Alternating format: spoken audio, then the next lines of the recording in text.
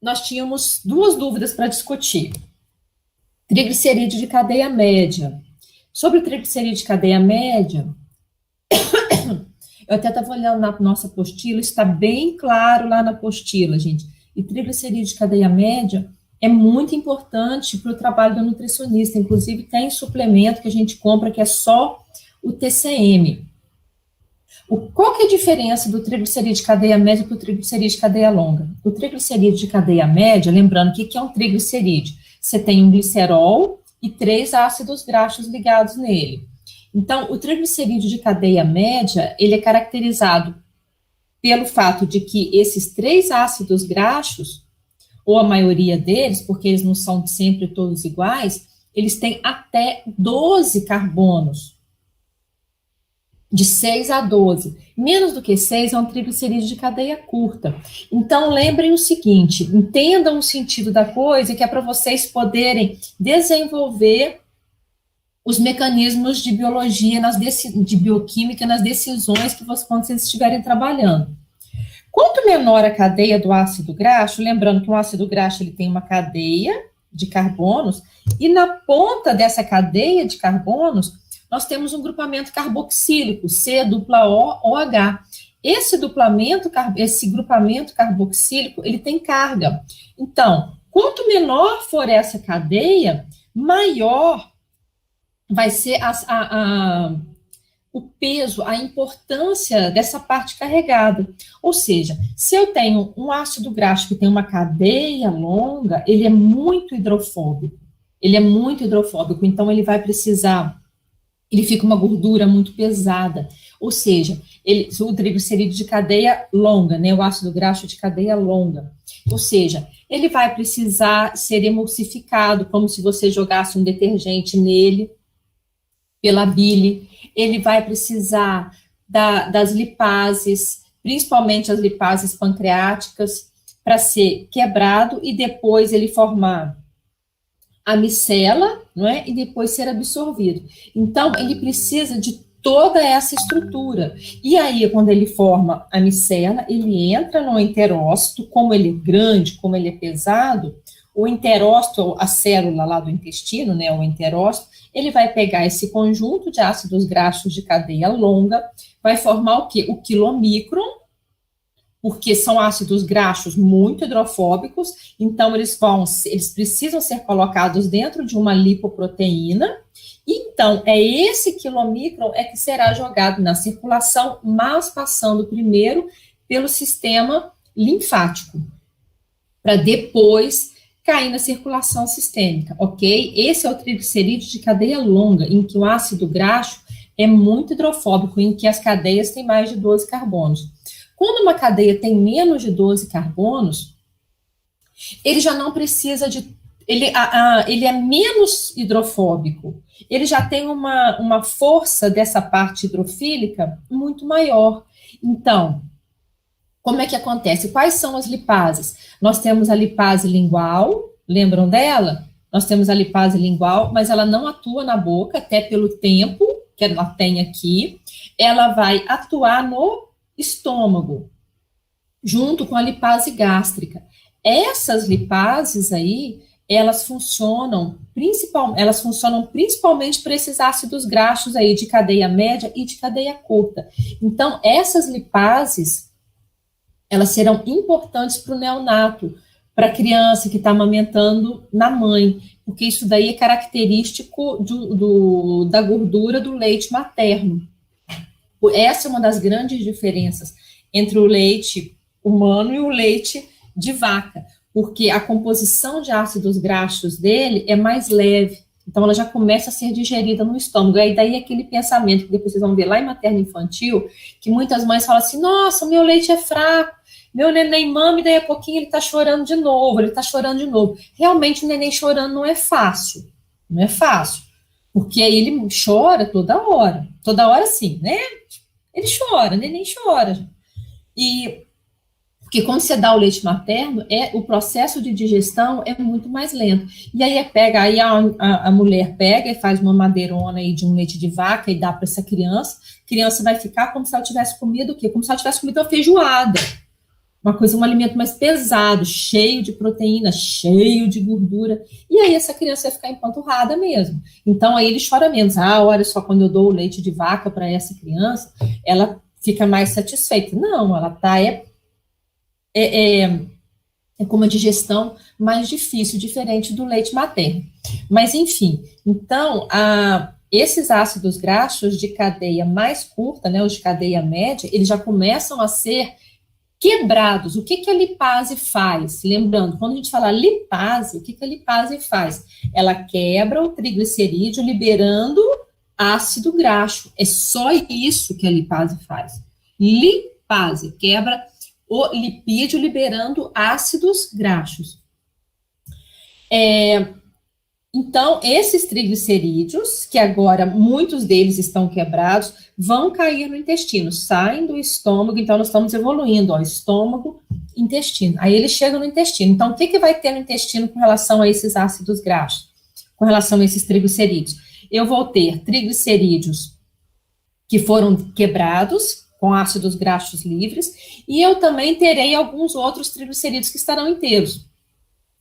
Esses ácidos graxos de cadeia média, eles são rapidamente absorvidos.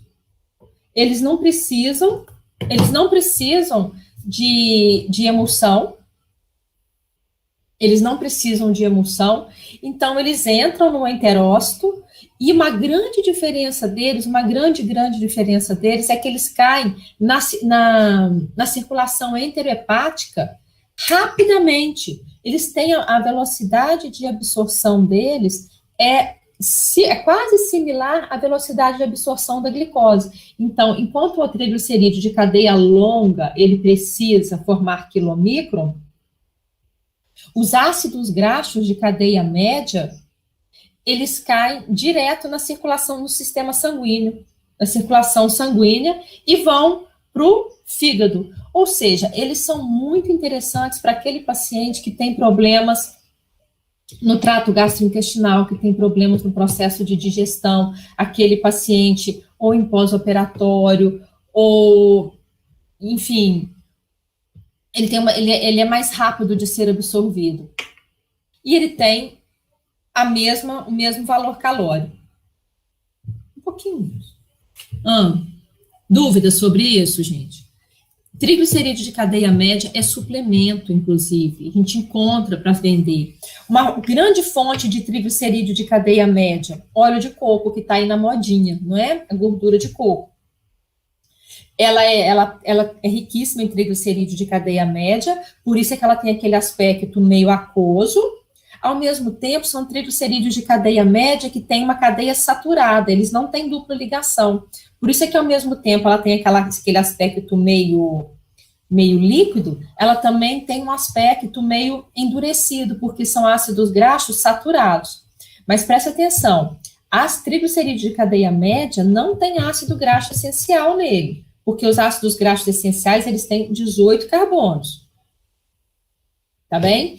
Mas qual que é a grande fonte de ácidos graxos essenciais? Óleo de soja, nada mais barato do que isso.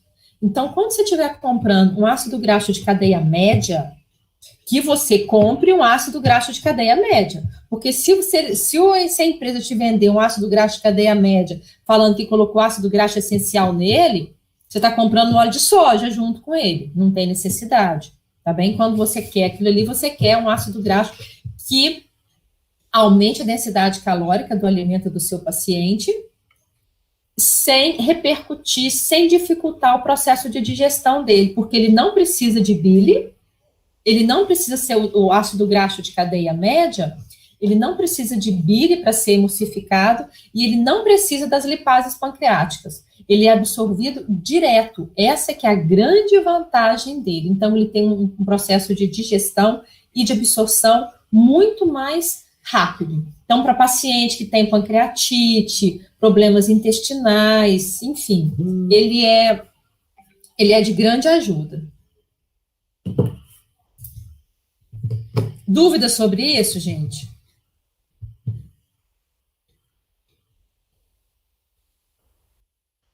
Tranquilo?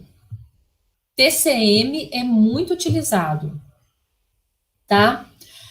Ferro. Natália, eu estudei seus artigos, viu? Foi ótimo. Ontem eu estava aqui estudando eles. É muito bom quando vocês trazem essas demandas, porque aí faz a gente, elas fazem a gente se atualizar, questionar, ainda mais que não é uma coisa que eu trabalho no dia a dia, eu não mexo, apesar de a gente até publicou um artigo sobre ferro, mas era com relação a DRIs, não era sobre o metabolismo do ferro. Então, realmente, é uma coisa que eu nunca estudei tão a fundo. Vejam, deixa eu passar alguns slides, que eu acho que vai ficar mais fácil.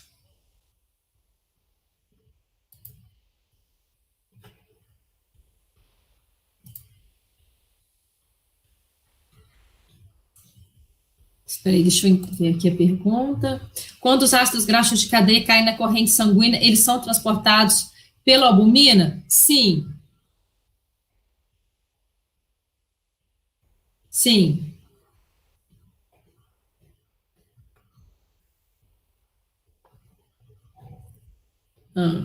Boa pergunta. Olha, ferro realmente é um problema de saúde pública. A anemia, ela tem um fator funcional, e ela prejudica o rendimento, condição de trabalho, a produção da sociedade. Quando alguém chega a falar que está anêmico, a capacidade dele cognitiva já foi embora sim. Quando alguém chega a aparecer fisicamente que ele está anêmico, a capacidade cognitiva dele está comprometida há muito tempo. O cansaço dele está comprometido há muito tempo. E qual que é um dos problemas do ferro? Primeiro, a biodisponibilidade das fontes de ferro que a gente encontra na natureza. Então, nós temos dois tipos de ferro, o ferro orgânico e o ferro inorgânico. Gente, sempre que a gente falar com relação a orgânico, vocês têm esse entendimento? Isso é orgânico, isso é inorgânico. Quando a gente fala que ele tem um componente orgânico, ele tem um componente que é formado por carbonos. Então, quando falar que é orgânico, ele está associado a um grupamento carbônico. No caso do ferro, o orgânico aí, fisiologicamente falando, é o quê? É o grupo M, que é aquele anel pirrólico. Então, esse grupo M, quando eu falo que o ferro é orgânico, ele está dentro desse grupo M, que é aquele, é o protoporfirínico, né, com aquela caixa dele que eu vou mostrar aqui. Isso é o orgânico. Quem sintetiza esse grupamento orgânico? Células animais. Células animais, quase todas as células do organismo, principalmente aquelas que estão associadas à eritropoiese, à síntese das células vermelhas. Então, a gente não vai encontrar esse grupo M em vegetais. Você não vai encontrar esse grupo M numa couve, gente, como é que fala? Num vegetal que tem ferro pra caramba. Brócolis. Tem um gostinho metálico, esqueci o nome dele. Qual? Brócolis. Brócolis, não, mas tem um outro, que a folhinha dele é fininha, inclusive. Macarrão com espinafre. Você não vai encontrar grupo M em espinafre, porque grupo M é de fonte animal. O grupo M, ele é a forma de proteger o ferro e desse ferro ser transportado, estará presente na hemoglobina ou na mioglobina. Então, a hemoglobina dentro da hemácia, que está circulando no sangue, e a mioglobina dentro das células vermelhas, dentro das células musculares. Então, esse grupo M é o componente orgânico onde o ferro estará lá no meio. Então, ele só será encontrado em fontes animais. Então, esse é o componente, esse é o ferro orgânico. Quando nós falamos ferro inorgânico, é o ferro livre, é o ferro que estará nos vegetais, no brócolis, seja lá onde for. Então, esse ferro livre, ele tem que estar, primeiro, esse é o grande problema, é esse ferro inorgânico, porque quando ele está dentro de um componente orgânico, ele é fácil de ser absorvido. O componente orgânico, ele é sempre mais fácil de entrar no enterócito. ok? Já o ferro inorgânico, não. Primeiro, ele tem que estar ionizado. O ferro elementar, ele nunca será absorvido, que é o ferro zero. Ele tem que estar na forma 3 ou na forma 2. Ele tem que estar ionizado. Ele tem que estar livre, ele não pode estar ligado. Se ele estiver ligado a oxalato, fitato, o alimento, gente, ainda mais os vegetais, eles correspondem a uma matriz alimentar extremamente complexa. Aquilo ali tem coisa de tudo quanto é tipo, e são extremamente reativos, então um se liga no outro. A partir do momento que esse ferro está ligado em alguma coisa, esse ferro inorgânico, ele não entra nem por reza. Então, ele vai entrar de um lado e vai sair do outro. Ele não será absorvido no nosso corpo. Então, ele tem que estar ionizado e tem que estar livre. Daí o problema do ferro na saúde pública, porque o ferro ele tem baixa biodisponibilidade. O ferro orgânico tem uma melhor biodisponibilidade. Só que o ferro orgânico, ele é caro. Nós vamos encontrar o ferro orgânico na carne, principalmente nas carnes vermelhas. Então, ele é caro, ele é uma fonte mais cara. O ferro inorgânico, ele é barato. Você olha aí na tabela de composição de alimentos, espinafre tem uma quantidade absurda de ferro. Só que desse ferro, somente uma pequeniníssima quantidade, lá, menos de 5%, será absorvido dele, porque ele tem que estar livre e ionizado. Pois bem, então, esse ferro que estará na maioria das vezes na forma de ferro 3 nos vegetais, ele tem que passar, e esse processo de passagem desse ferro aí dos vegetais já começa a acontecer desde o estômago.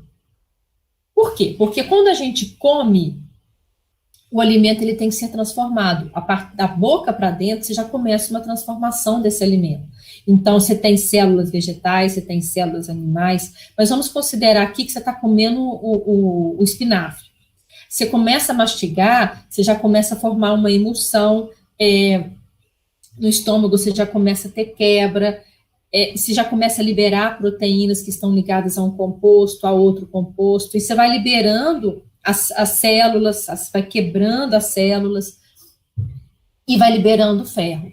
E aí o ferro que você vai liberar do espinafre, ele está, na maioria, na forma 3+, ok? Ferro dos vegetais, 3+. Só que para esse ferro ele ser absorvido, ele é absorvido na forma 2+. Ele só entra no enterócito na forma 2+. Então, tem algumas formas disso acontecer. No próprio processo de digestão, ácido do estômago, vitamina C, o ácido ascórbico, são elementos que vão contribuir para a passagem desse ferro 3 para ferro 2. E no próprio enterócito também, nós temos enzimas que vão transformar esse ferro da forma 3 para a forma 2. E aí, esse ferro entra no enterócito, por um mecanismo que eu vou dar uma passada nesse mecanismo para vocês, ok? Já o ferro da forma orgânica, ele vem empacotadinho no grupo M, e aí ele entra no enterócito.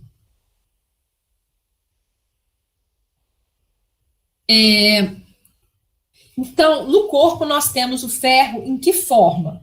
Na hemoglobina, que é a maior parte, e na mioglobina, e em enzimas, que são enzimas que são chamadas hemioxigenases, ou enzimas que têm, a hemioxigenase é uma específica, são enzimas que possuem o grupo M, por exemplo, citocromo P450 do fígado, que é responsável pela detoxificação, são metaloproteínas, são enzimas que precisam do ferro no seu grupo ativo, mas é aqui que o ferro está, a maior parte do ferro do nosso corpo, hemoglobina, dentro da hemácia. O ferro armazenado, isso aqui é legal, que foi a pergunta que foi feita. Nós temos o ferro na transferrina, na ferritina, e o que é a hemosiderina? Transferrina. Transferrina é a forma como o ferro é transportado, que ele está, inclusive, na forma de 3+. Ferritina, ela é sintetizada e é uma forma de estoque de ferro. Ela é sintetizada no fígado, baço, trato gastrointestinal, e ela é uma forma de estoque de ferro. Então, vejam, nós temos a ferritina, é uma proteína em que o ferro vai ficar armazenado. Deixa eu mostrar aqui. Vou voltar para cá, cadê? Aqui, ó. Olha, o ferro, as duas formas de absorção, eu não consigo seguir slide, não. O ferro 3, ele vai passar para ferro 2 por essa enzima, e aí o ferro inorgânico, ele é absorvido por uma série de transportadores. Aqui nós temos um transportador, que é o DCT1, e aí o ferro inorgânico entra. Então, ele vai entrar como ferro 2. O ferro M, tá vendo que tem essa bolinha aqui no meio, gente? Essa bolinha aqui está representando o ferro. O ferro que está dentro do grupo M, que é essa forma aqui, ó, anel dentro de um grupamento protoporfirínico, que são esses anéis pirrólicos aqui, esses anéis, eles protegem o ferro para que ele se mantenha na forma 2+. E uma outra coisa que é muito importante nesse grupo, qual que é a função desse grupo? Proteger para que o ferro fique na forma 2+, e esse grupo aqui, ele está dentro de uma hemoglobina, ou dentro de uma mioglobina, que são 4 proteínas, cada uma delas tem um grupo M. Então, cada hemoglobina ou mioglobina tem 4 grupos M. 1, 2, 3, eu já estava colocando um grupo a mais. Tem 4 grupos M. Em cada grupo M eu tenho o ferro, e nesse ferro, o que eu vou ligar nesse ferro? O oxigênio, ou o CO2. Então, o ferro, ele é essencial para o transporte de oxigênio. Onde é que eu estava aqui? Passo para lá, passo para cá. Então, o ferro, dentro do grupo M, ele é essencial para o transporte de oxigênio. E aí é esse oxigênio que será levado para todas as células do nosso corpo. Para que eu preciso de oxigênio? Para metabolismo celular, para oxidação, para minha mitocôndria. Eu preciso do oxigênio porque é esse oxigênio que vai receber no final lá da cadeia de transporte de elétrons, os hidrogênios do FADH2 e do NADH. Então, eu preciso desse oxigênio. Quando a gente fala assim, é para respiração celular, fica uma coisa muito óbvia, né? Parece que entra oxigênio de um lado e sai CO2 do outro. Mas o que está acontecendo aí no meio? O que está acontecendo aí no meio é tudo que a gente viu em nutrição e metabolismo até agora e muito mais. O que está acontecendo aí no meio é oxidação de lipídio, oxidação de ácido graxo e oxidação da cadeia das proteínas, que vão produzir, essa oxidação que vai produzir o quê? ATP para energia para a célula. Aí, quando a gente fala em ATP, vamos parar de associar ATP só com movimento, só com contração muscular, só com você poder correr, com você poder ir para academia. Isso é muito restrito, porque se você não fizer nada, você vai continuar produzindo ATP, porque você precisa de ATP para quê? Para ficar vivo. Simples assim, para que as suas células fiquem vivas. Você precisa de ATP para você manter a sua membrana funcionante, porque a sua membrana ali tem bomba de potássio, bomba de sódio, para que não entre um monte de água, para que não saia um monte de água, para você sintetizar as suas proteínas, para você manter a integridade das suas organelas. Então, olha para o seu corpo e pensa assim, que cada célula ali do seu corpo está trabalhando intensamente nesse momento. Está trabalhando de uma forma extremamente intensa, e você nem tem noção do tanto que o seu corpo está trabalhando. Então, a gente precisa de oxigênio para produzir ATP para manter as suas células íntegras, para manter as suas células funcionando, para manter as suas células sintetizando hormônios, para manter as suas células sintetizando enzimas. Pensa, você tomou seu café da manhã, agora você está digerindo seu café da manhã. Alguma célula sua está produzindo as enzimas pancreáticas que vão digerir as proteínas, que vão digerir os lipídios, ok? Tudo tem um trabalho, o seu corpo trabalha intensamente. Se você tomou o café, provavelmente você gastou uma xícara, não vai ter alguém que vai lavar essa xícara? Aí tem umas coisas que parecem assim que elas vão acontecendo, né? Pois é, no seu corpo também. Então, mesmo que você não faça nada, a manutenção da sua vida já é um trabalho absurdo que ele está acontecendo. E feito para cada célula. Então, a produção de ATP, para ter uma produção de ATP, você precisa de mitocôndrias. E chega no final, você tem um oxigênio. Sem esse oxigênio, a sua produção de ATP vai ficar limitada e você entra em fadiga, que é a característica da anemia. A pessoa se sente mais cansada. Ela acorda cansada. Vai interferir no cognitivo, porque vai interferir no sistema nervoso central, ok?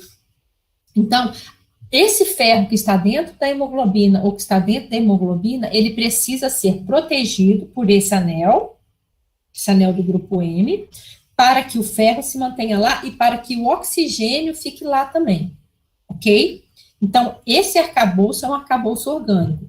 Quando ele entra, e o ferro que está aqui no meio é ferro 2+. Quando ele entra, ele será quebrado, esse grupo M será quebrado por proteínas que são chamadas de hemioxigenases. Aqui, no caso, está quebrando o grupo M que vem do alimento. Isso aqui é alimento.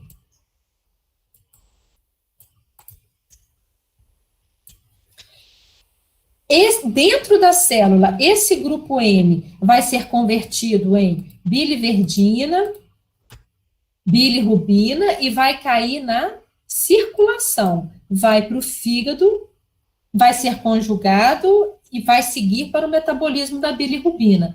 Então, o metabolismo do grupo M vai gerar a bilirrubina no final. Essa bilirrubina, ela será eliminada pelas fezes, ela será eliminada pela bile, que vai cair nas fezes. Então, essa é uma das principais formas, a urina também elimina um pouco. Essa é uma das principais formas de eliminação desse grupo M aqui. Então, lembra quando eu falava para vocês, para considerar que a bile, ela é formada por uma série de componentes, que aí nós temos os sais biliares, mas nós também temos a bilirrubina, que é resultado do metabolismo do M. Nós temos uma forma de eliminação de compostos que são hidrofóbicos. Então, a bile é uma forma de excreção desses elementos do nosso corpo, que vão cair na circulação, ok? Vão lembrar disso? Que nós temos que a bile não é só um agente emulsificante, ela está levando uma série de compostos aí. Então, sal biliar é uma coisa, os sais biliares lá, não é? O cólico, o glicocólico, o taurocólico, aqueles são os sais biliares que vão funcionar emulsificando a gordura da dieta. Agora, nós temos os sais biliares e nós temos a bilirrubina. A bilirrubina é resultado do metabolismo do M. Todo mundo junto, gente? Sim. Então, estão me acompanhando nisso daí? Beleza? Então, grupo M, eu tenho o ferro e eu tenho o grupo M. Esse grupo M ele vai ser metabolizado e vai produzir bilirrubina. Essa bilirrubina vai cair na circulação, fígado, que ela vai ser conjugada com açúcar, com ácido galacturônico, e aí ela é eliminada. Tudo bem? Então, voltando. Então, aqui nós temos o ferro, que está na forma 2+, ferro que está na forma 2+. Então, a partir de agora, nós temos um pool de ferro 2+. Esse ferro 2+, ele não ficará livre dentro da célula. Aliás, o ferro, ele não fica livre. É muito pouco a quantidade de ferro que fica livre. Por quê? Porque o ferro, ele é um agente que provoca a oxirredução. Então, se ele estiver livre, ele vai atacar membranas, ele vai causar destruição celular, ele vai favorecer processos de oxidação celular. Então, inclusive, a quantidade de ferro no nosso corpo, ela é rigorosamente controlada.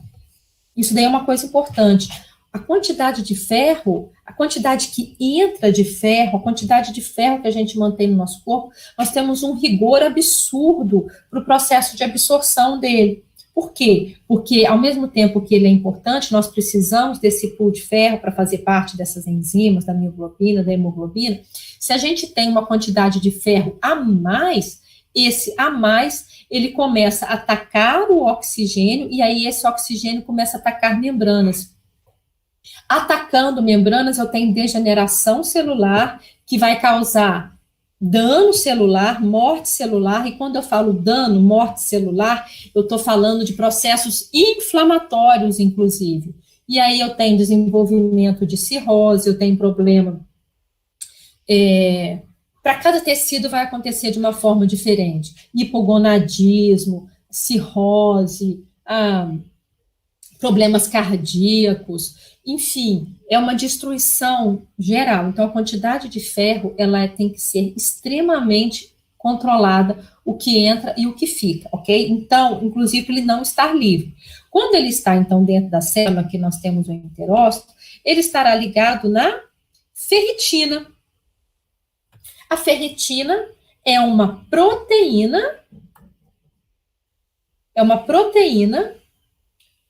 que vai se ligar ao ferro dentro da célula, mais ou menos. Olha, o que é essa ferritina? Ela é uma proteína.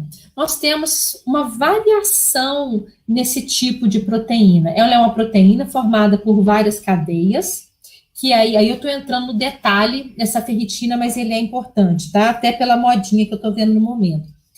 Ela é uma proteína formada por várias cadeias, e essas cadeias podem ter especificidades, que aí eles chamam de ferritina de cadeia leve, ferritina de cadeia pesada, tá? A maior parte dessa ferritina, ela é uma proteína solúvel, a maior parte dessa ferritina fica dentro da célula, armazenando ferro, dentro do enterócito e principalmente dentro da célula hepática. E onde mais precisar, tá? Mas aí são grandes lugares de concentração dessa ferritina. Mas nós também temos uma parte da ferritina, que é a ferritina sérica, uma pequeniníssima porcentagem, que é a ferritina sérica. Então, acontece o seguinte, é que essa ferritina sérica, ela é proporcional ao que tem de ferro, porque na ferritina ela é uma proteína que se liga ao ferro, mas ela pode estar ligada ao ferro ou não. Então, se ela estiver ligada ao ferro, ela é chamada de ferritina saturada. Se ela não estiver ligada ao ferro, ela está na forma insaturada. Então, a quantidade de proteína que está ligada ao ferro vai depender da quantidade de ferro no organismo. Por exemplo, o indivíduo que está em anemia, que consumiu pouco ferro, a maior parte da ferritina dele estará desligada do ferro, estará insaturada. Não, uma pessoa que está se alimentando adequadamente, que tem as reservas, que tem todas as reservas, todos os estoques de ferro que ele precisa, essa ferritina estará adequadamente saturada nos tecidos. E essa ferritina que é sérica, ela é um espelho do que está acontecendo com a ferritina que está armazenada lá no fígado, na medula, nas células vermelhas, tá bem? Então, se eu tenho, ela é uma pequena porcentagem, mas se eu pego um pouco do sangue dessa pessoa, se eu faço um exame dessa ferritina, e aí me fala que essa ferritina está bem saturada, qual que é o entendimento? Olha, essa pessoa está com os níveis de ferro no corpo dela adequados.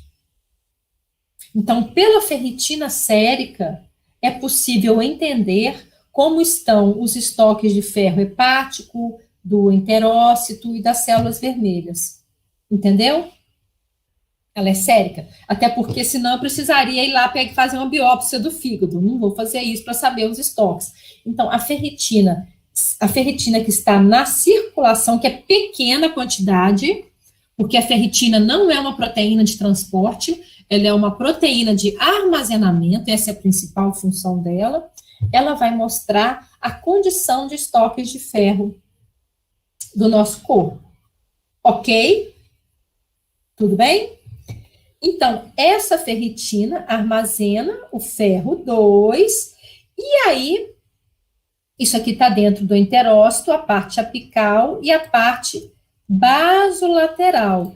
Essa ferritina, ela tem que sair. Esse ferro tem que sair. A ferritina fica, porque ela é uma proteína de armazenamento. Como eu falei, é só uma pequeniníssima porcentagem dessa ferritina que é solúvel.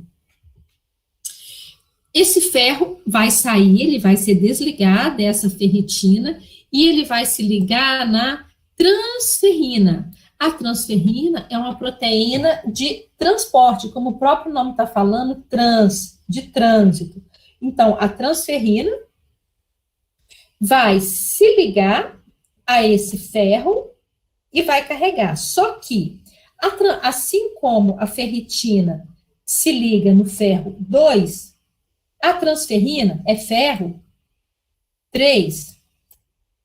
Então, esse ferro 2, ele vai passar para ferro 3 por outras proteínas. Aqui nós temos, isso aqui, gente, é um conjunto extremamente complexo de transportadores, de receptores, tem um conjunto de proteínas que passa esse ferro 2 para ferro 3, e uma dessas proteínas é a ceruloplasmina. Uma delas, mas existem outras.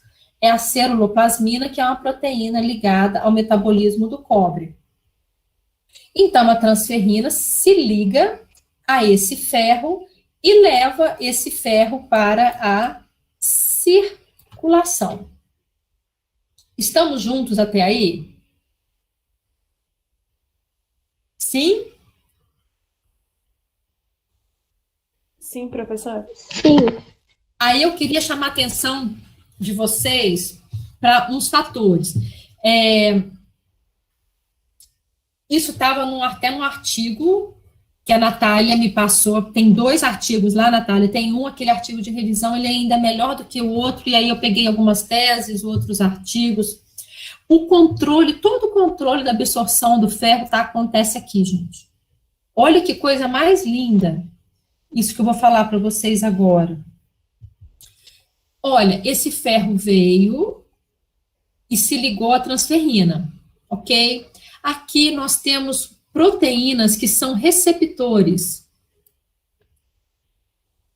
Quer ver qual que é o nome específico dessa proteína?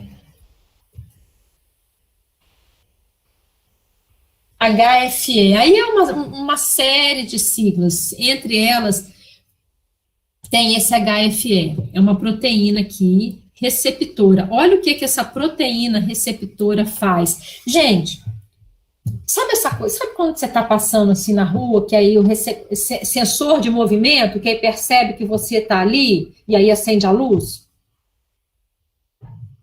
Hein, gente? Uhum.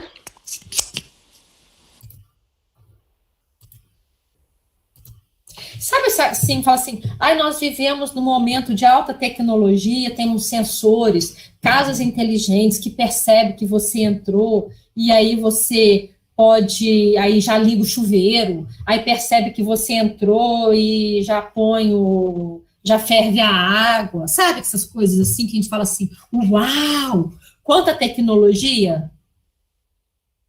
É ou não é? Isso não é nada. Isso não é nada perto de um sensor de uma célula. E a gente está muito longe de um controle, de uma sinalização celular. E olha, quer ser um nutricionista diferenciado hoje, entenda expressão gênica. Porque hoje não se fala mais em quantidade de proteína, fala-se em expressão gênica. Então, mas sem escapar disso. Essa coisa assim, então lembra dessa casa inteligente que se você entra, ela percebe que você entrou e dá todos os comandos numa célula. Isso acontece de forma muito melhor. Olha isso aqui.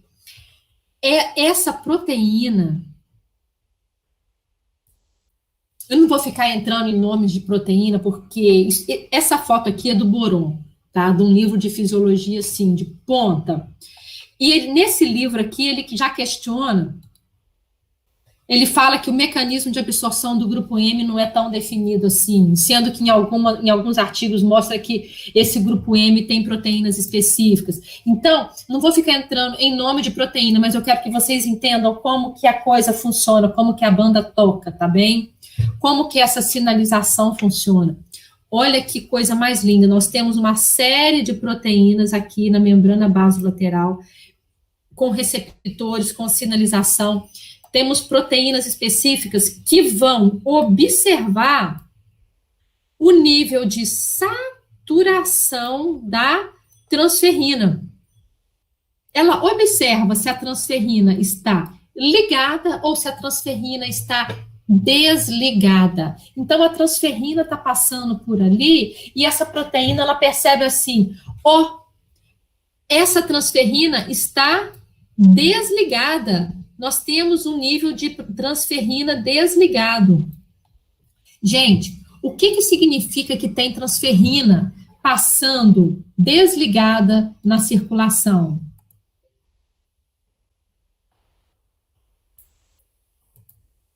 O que a célula entende? Tem transferrinas passando desligadas. Imagina, isso aqui é o enterócito, isso aqui é a circulação. Se tem proteínas passando desligadas, é porque os estoques de ferro estão diminuídos.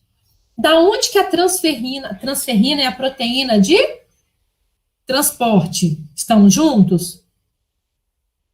Hein? Feedback, please. Transferrina é a proteína de transporte. Se ela pega a transferrina, a proteína de transporte, ela vai pegar o ferro de onde?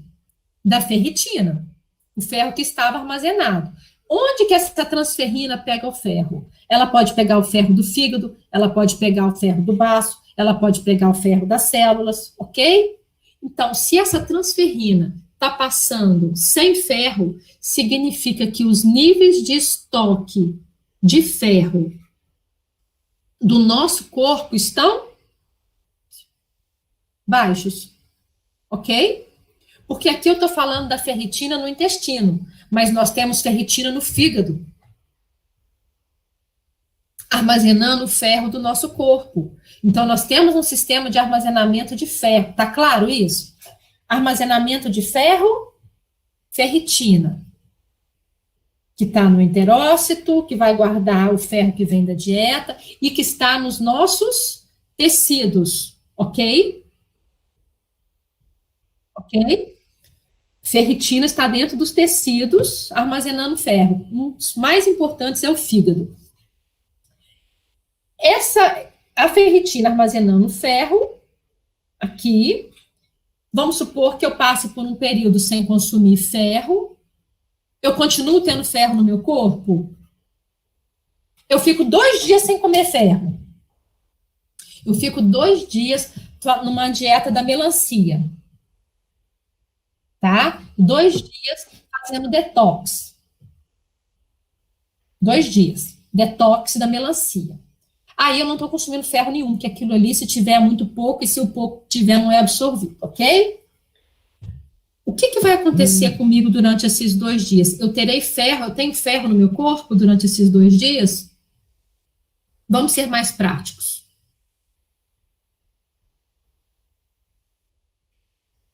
O que vocês acham?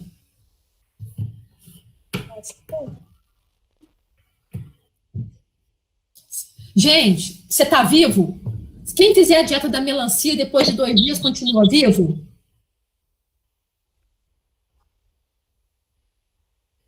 Pensa, dieta da melancia, 2 dias. Vai continuar vivo depois de 2 dias?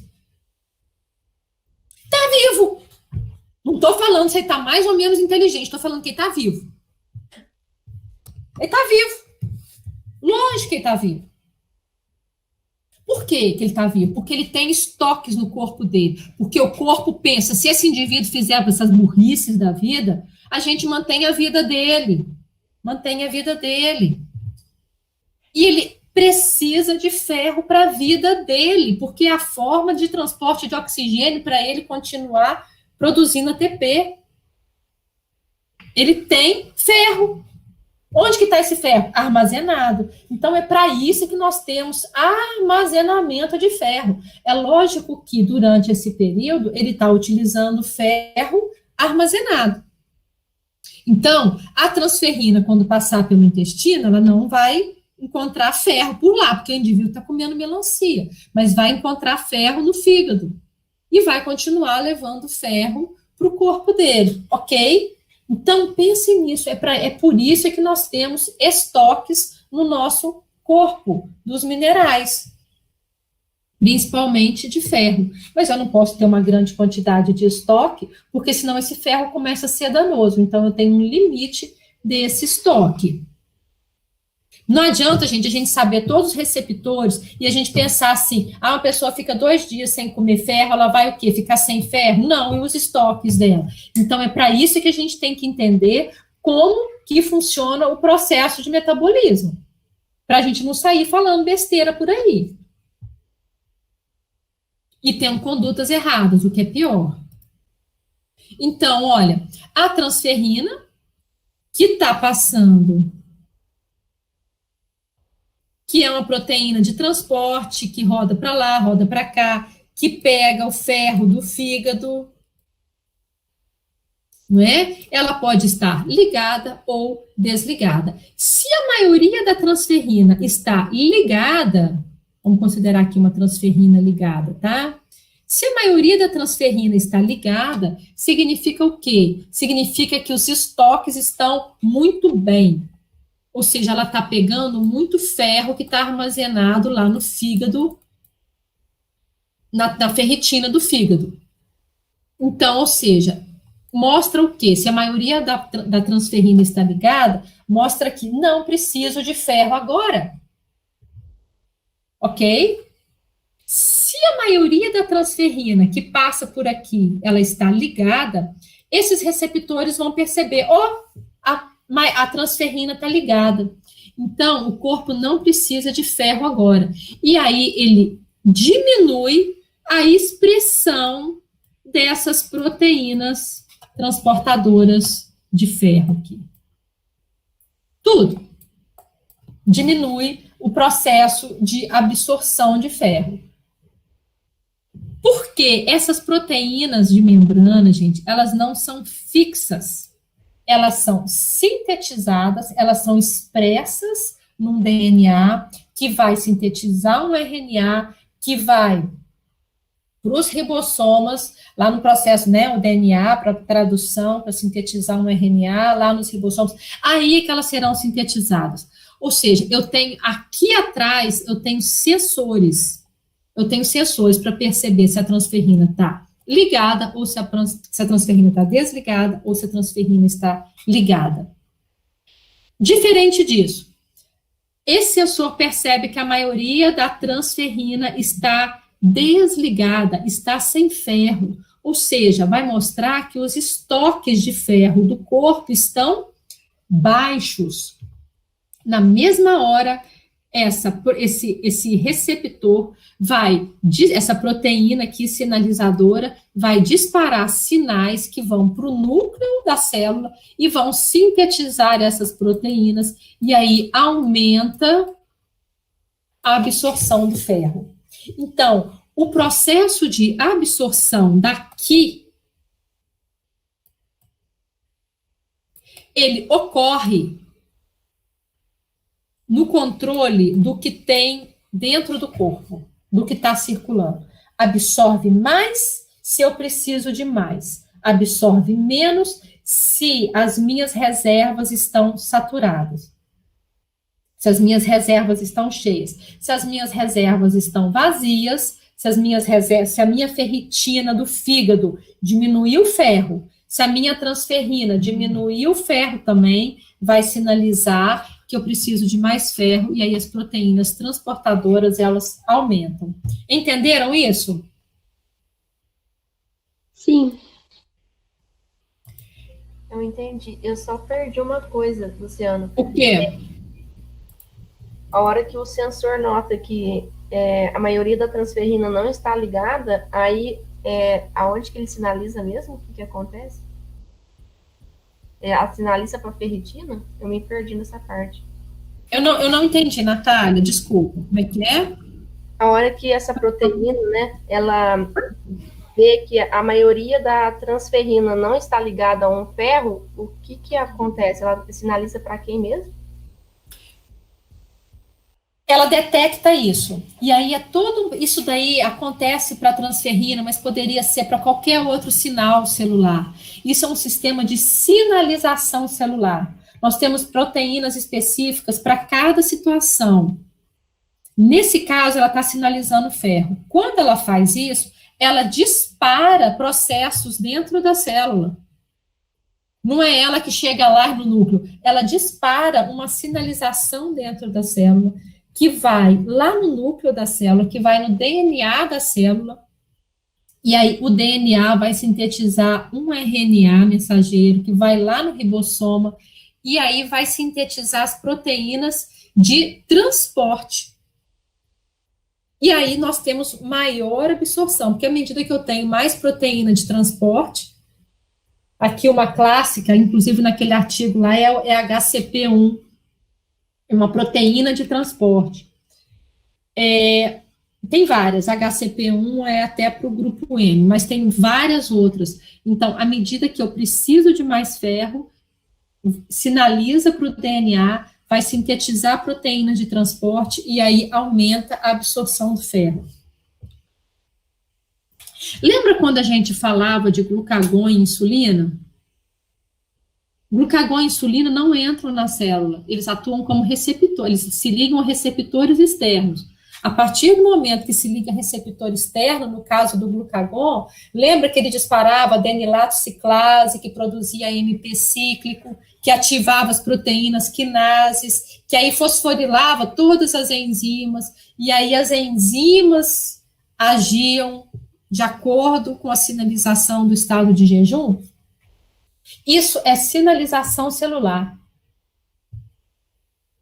Entendeu? Então, eu tenho membrana absortiva, né, apical, e a basolateral.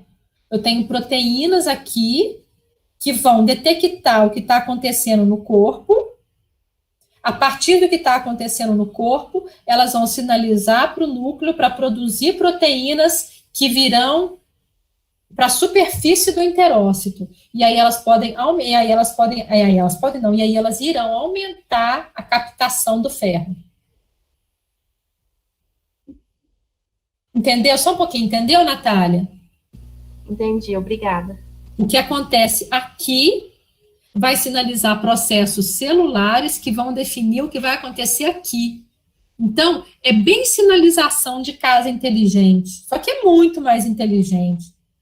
Né? Você entra numa casa e a casa detecta que você está lá e vai acendendo luzinha. Isso não é nada. Aqui é muito mais. Aqui sintetiza, aqui produz a luzinha. Não só liga, mas aqui produz. Oi, fala. Quem te... Consegui, era a próxima etapa. Vamos lá? Mas entenderam isso? Transferrina, transporte, ferritina dentro do tecido. Mas nós temos uma parte dessa ferritina que eu falei que é solúvel, que é chamada de ferritina sérica. E ela mostra, ela é um espelho do que está acontecendo com a ferritina que está armazenada. Se ela está mais saturada ou menos saturada. Ponto. Mas ferritina, transferrina, albumina são proteínas. Estamos juntos? Proteína é proteína, formada por aminoácidos. Tudo bem? Porque quando a pessoa tem uma anemia, a anemia pode ser por falta de ferro, mas muitas vezes a anemia é por falta de um prato de comida. Mas às vezes a pessoa está comendo angu, fubá, e não tem o ferro, né? Aí é a fome, que eles chamam de fome oculta, mas aí são outras questões, que eu nem mexo nisso. Essas proteínas precisam ser sintetizadas, ok? Então, a pessoa pode ter anemia não só por deficiência de ferro, mas por deficiência de aminoácidos, por uma dieta restrita em proteínas. Lembrando que para eu sintetizar essas proteínas, eu não como ferritina. Mesmo se eu comesse, eu não ia fazer. Aliás, eu até como sim. Quando eu como um fígado, quando eu como um pedaço de carne animal, quando eu como esses alimentos, eu estou comendo tudo aquilo que tem no animal, eu estou comendo um ser vivo, que morreu, né? Eu estou comendo um ser vivo. E eu vou engolir, eu vou absorver a transferrina inteira dele? Não. Como todo processo de digestão, eu quebro as proteínas e eu vou absorver aminoácidos. Então, essas proteínas, elas são sintetizadas pelo nosso corpo. São proteínas endógenas. Eu só vou conseguir sintetizar essas proteínas se eu tiver todos os aminoácidos que eu preciso disponíveis para aquela situação. Ok? Então, uma pessoa que tem uma alimentação deficiente, ele não consegue sintetizar essas proteínas em quantidade adequada. Vocês, daqui a pouquinho, vocês vão fazer avaliação nutricional. É o próximo semestre, avaliação nutricional? Hein, gente? Avaliação nutricional é no próximo semestre? Eu não sei. Quando vocês fizerem avaliação nutricional, vocês vão estudar essas proteínas. Eu trabalhava com paciente crítico, com paciente idoso, meus pacientes eram pacientes catabólicos. Normal, por exemplo, o nível de albumina é 3, 3,5. Os meus pacientes, miligramas por decilitro, enfim, aquelas marcações. Os meus pacientes, o nível de albuminas deles eram sempre mais baixos. Isso é muito comum em pacientes desnutridos, em pacientes idosos, em que a síntese dessas proteínas é diminuída. Aí vem a característica. Então, entenderam que são proteínas endógenas que são produzidas no nosso corpo e a produção dessas proteínas vai depender das condições da minha alimentação? Entenderam isso? Cada proteína dessa tem uma meia-vida. Por exemplo, a albumina tem uma meia-vida de 20 dias. Ou seja, a pessoa pode ter uma albumina baixa hoje, que ela vai retratar que há 20 dias atrás ela teve uma desnutrição, ela teve uma alimentação ruim. A ferritina, a transferrina, são proteínas que têm uma meia-vida curta, elas são ótimas para avaliação de estado nutricional, porque elas são produzidas a cada 3 dias. Olha o turnover dessas proteínas. Então, elas determinam um estado nutricional recente. Então, elas são muito utilizadas. Quando eu trabalhava no hospital, eu usava muito essas proteínas. Muito numas, porque elas são caras. Então, eles não gostavam muito de pedir esses exames. Mas a albumina era frequente, ok? Então, essas proteínas, elas determinam o estado nutricional do indivíduo. Se o estado nutricional piora, elas pioram também, ok? Até aí tudo claro? Só que essas proteínas, elas também são chamadas de proteína de fase aguda. Atenção para esse termo que vocês vão escutar muito. São chamadas de proteína de fase aguda. Olha o que acontece. E aí agora elas se diferenciam. Isso era muito comum com os meus pacientes. Às vezes eu vinha tratando um paciente para ele entrar num processo cirúrgico, e aí a gente dava enteral, às vezes colocava mais proteína, para tentar aumentar essa albumina do paciente, a albumina sérica dele, para melhorar o estado nutricional. E de uma hora para outra, às vezes na véspera dele fazer a cirurgia, como ele estava no hospital, ele pegava uma infecção. Quando ele pegava uma infecção, a albumina dele fazia assim, ó, puf! Aí todo o meu trabalho tinha ido embora, e de um dia para o outro, a albumina dele caía assim, ó, pá, para 2. Por quê? A albumina é uma proteína negativa de fase aguda. Quando o paciente tem um processo inflamatório, a albumina aumenta. Ok? A ferritina, não. A ferritina, ela é o contrário. Ela é uma proteína positiva de fase aguda. Ela sobe. Então, o que está acontecendo hoje? Se a pessoa tem processos inflamatórios, essa ferritina, ela pode subir. Mas ela não pode ser um diagnóstico sozinho, ela não pode ser um diagnóstico isolado disso daí. Tem que fazer proteína C reativa, tem que detectar também o todo.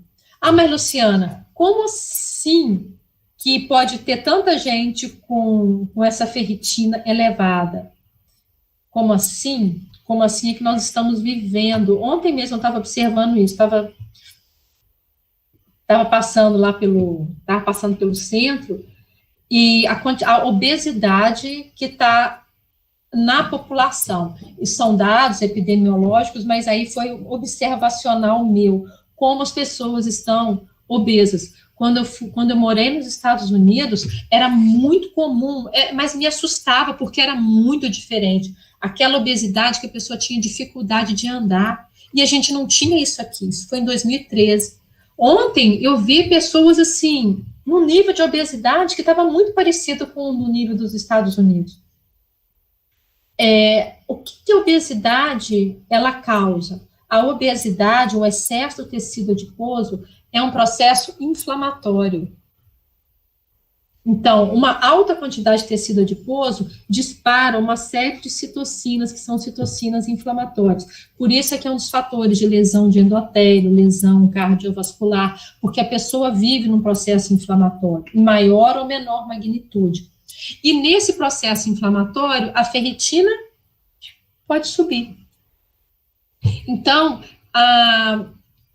o nível de ferritina, o nível dessas proteínas, ferritina, transferrina, albumina, mas no caso, ferritina e transferrina, elas não estão somente associadas ao metabolismo do ferro.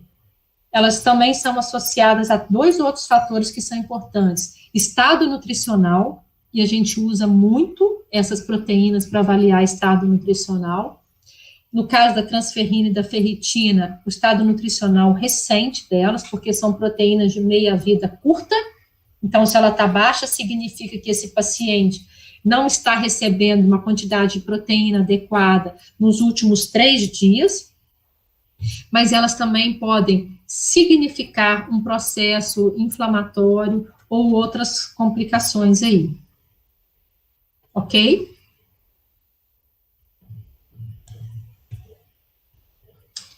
Ok, gente? Então, a ferritina, ela só pode estar no nível certo, ela não pode estar baixa nem muito alta. Você tem uma margem para isso daí, tá? Eu não gosto dessas coisas muito rigorosas. E que eu acho que está muito perigoso. Igual uma amiga minha, encontrei com ela esse fim de semana, ela é neurótica porque ela está diabética. Mas por como assim você está diabética? Assim, minha glicose está em 90. Eu falei, 90? Luciana, não tem que ser 90, porque você já está chegando em 110. Eu falei assim, não, sua glicose pode ser até 110. Mas eu não sou pré-diabética. Eu falei, você está pré-doida. Aliás, ela já não estava pré, ela já estava doida. Entendeu? E aí fica uma piração, e daí a pouquinho a pessoa está tomando estimulador de produção de insulina, e o colesterol sobe. Então, eu estou vendo uma loucura para essas faixas aí. Você tem faixas. Agora, se você tem que avaliar um todo, o indivíduo, ele tem que ser avaliado como um todo. A pessoa tem uma boa alimentação, a gente não vai ter deficiência de proteína, a gente pode ter deficiência de ferro. de uma forma geral, porque eu acredito que proteína, a alimentação de vocês passe.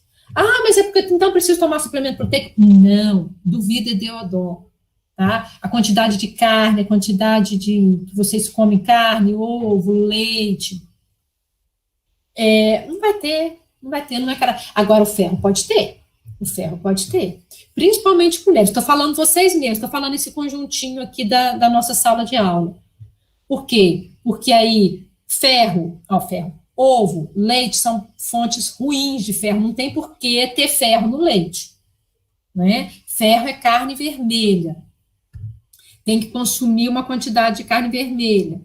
Às vezes a pessoa não consome, se alimenta mal, usa outras fontes de proteína. Ovo também não é boa fonte de ferro. E não se alimenta de forma adequada, aí o nível de ferro tem proteína, mas o ferro está diminuído. Aí a ferritina da elevada, tem que ver por que é isso daí. Tem algum processo infeccioso, tem algum processo inflamatório, mas tem que estar muito elevado, tem que estar acima dos níveis. E tem um processo de decisão. Ela está elevada saturada ou está elevada insaturada também? Como que está essa ferritina? Porque não é só um processo inflamatório. Ela pode estar elevada buscando mais ferro, por uma deficiência de ferro, ou ela pode estar elevada saturada. Então, é um processo, tem uma árvore de decisão aí, tá? E tá na moda isso, né? Análise de ferritina.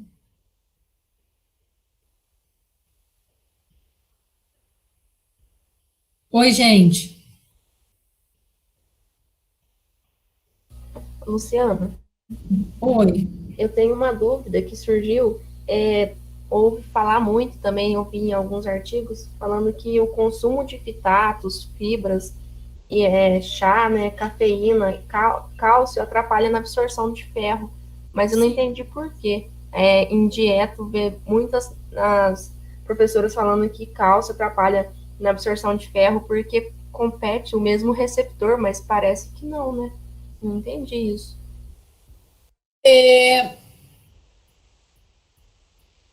Existem algumas. Aí é biodisponibilidade. Porque nós temos receptores ali que são específicos para o ferro. Não sei se eles são os mesmos para o cálcio, tá, Natália? Eu não vi isso daí. Se é exatamente o mesmo. Não sei. Mas o que pode acontecer também? A fonte de cálcio pode interferir na passagem do ferro 3 para o ferro 2. Isso sim. Fitato, oxalato, todos esses elementos, eles vão prejudicar a absorção do ferro porque eles se ligam ao ferro. Mas vejam, o ferro M passa ileso por tudo isso. Por quê? Porque ele está dentro desse arcabouço orgânico e aí o ferro do grupo M, né, esse ferro orgânico, ele é absorvido por um transportador específico para ele. E ponto. Ele entra inteiro. Agora, o ferro inorgânico, sim. O ferro inorgânico, ele está à mercê de tudo que está acontecendo no trato gastrointestinal. O ferro inorgânico, ele está na forma 3+, ele precisa passar para a forma 2+. Leite não é um bom alimento para fazer esse ferro passar de 3 para 2.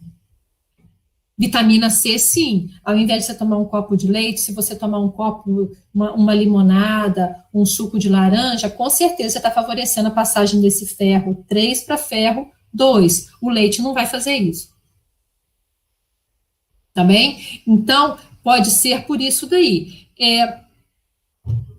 Fitato vai ligar no ferro. Ele se liga no ferro de uma tal forma que ele vai segurar esse ferro durante todo o trato gastrointestinal, independente se esse ferro passa para 2, para 3, esse ferro vai ficar ligado no fitato e ele vai sair do outro lado. Oxalato é a mesma coisa. Então, os alimentos de origem vegetal, ele tem essa capacidade eles são quelantes, mas eles não são quelantes positivos, eles são quelantes negativos. Quando a gente estuda biodisponibilidade, tem uma série de relações. Aumenta um mineral, você diminui, você dificulta a absorção do outro. Pode ser por receptores, sim. Eu não vi, não cheguei nesse nível de revisão para avaliar esse mesmo receptor, e nas revisões que eu fiz não falava disso daí, que esse mesmo receptor, ele também é o receptor para XYZ. Mas eu sei, porque já teve época que não é o meu estudo, não é o forte do meu trabalho, não é biodisponibilidade de minerais, porque eu acho que isso não é um trabalho, é um estudo que para mim não é muito de Deus, não, o negócio é complicadíssimo, porque aí começa assim, esse aqui interfere nesse, que vai interferir no outro, que vai interferir naquele, sabe? E eu não gosto muito dessa parte. Então, mas eu sei que existe uma complexidade muito grande aí de um mineral interferindo no outro. Daí que a alimentação ela tem que ser variada e dividida ao longo do dia. Porque aí, num momento, você consome um alimento num tipo de refeição, que pode ter um tipo de competição ali, no outro, com uma outra variedade. Entendeu? Que é o que se discute também das cápsulas desses minerais, porque aí você tem todos eles juntos numa refeição. E aí você tem uma grande quantidade de ferro, você tem uma grande quantidade de cálcio, de magnésio, se um não prejudicaria a absorção do outro. Pode sim, um pode prejudicar a absorção do outro, mas mesmo um prejudicando a absorção do outro, a quantidade que a gente tem de cobre, ela é tão mais alta que mesmo que você tem isso aqui de cobre, vamos supor, tá aqui em cima, aqui tem um outro mineral, esse daqui pode prejudicar a absorção do cobre, prejudica isso, você ainda tem isso aqui para ser absorvido. Então, se você tem um paciente com deficiência de cobre, deficiência de zinco, deficiência de magnésio, esse suplemento, mesmo que você não consiga absorver todos os elementos por conta da biodisponibilidade, por conta da competição entre eles, você ainda se beneficia do que você está recebendo ali. Entendeu? Por isso é que eu não... tem muita gente que é contra, porque aí já acha que não absorve nada. Absorve sim. Totalidade? Não. Mas aquilo que você consegue pode contribuir para aquele paciente. Agora, isso daí é um estudo... Tem pós-graduações só sobre biodisponibilidade para entender como esses receptores aí se relacionam. Você gostou de um receptor, né, Natália? Eu foquei muito. Isso é interessante. Isso daí é mecanismo. Eu gosto muito disso, é entender o que está acontecendo ali. Aí já ia entrar assim, o que mais que esse receptor interfere? Outra coisa também, entender que são 2 sítios diferentes, gente. Lembra quando a gente viu a absorção de glicose? Isso talvez te ajude, tá, Natália, que eu vou falar agora. Pode te dar uma luz nos seus estudos. Lembra quando a gente via a absorção de glicose? A glicose é absorvida no intestino. Qual que é o sistema de absorção da glicose? É o SGLT1. Lembram disso?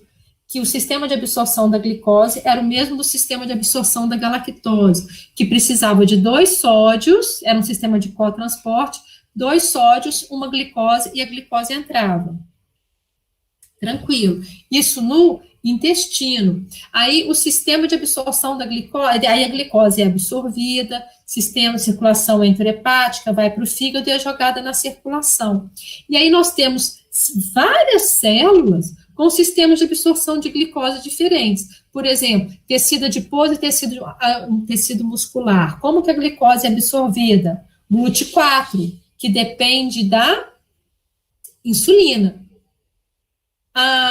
Hemácias, depende de insulina? Não, porque a hemácia ela só usa glicose, então é um glúteo que não depende de insulina. A hemácia recebe continuamente glicose, mesmo que o paciente esteja, mesmo que você esteja em jejum. Você pode ficar 2 dias sem comer nada de glicose, que a sua hemácia não depende de insulina, a sua hemácia vai continuar recebendo.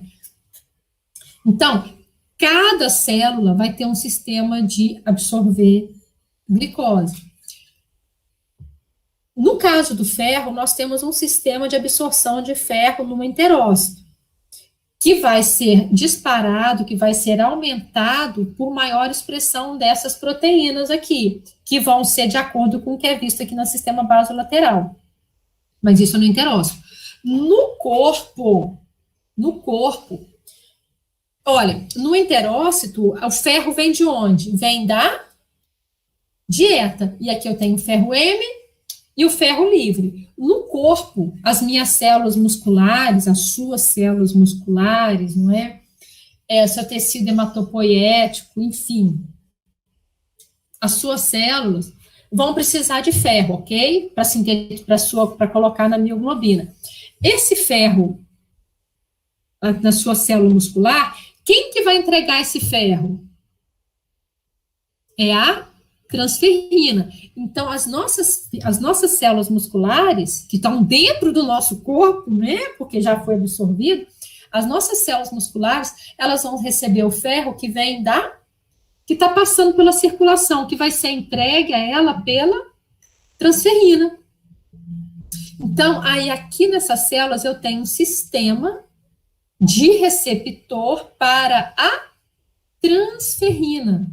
Então, a transferrina está ligada no ferro, vai se ligar nesse receptor, esse pacote ferro-transferrina vai ser todo endocitado, vai entrar inteiro dentro da célula, o ferro fica e a transferrina volta. Isso é muito bonito. Então, eu tenho, depois que o ferro entra no meu corpo,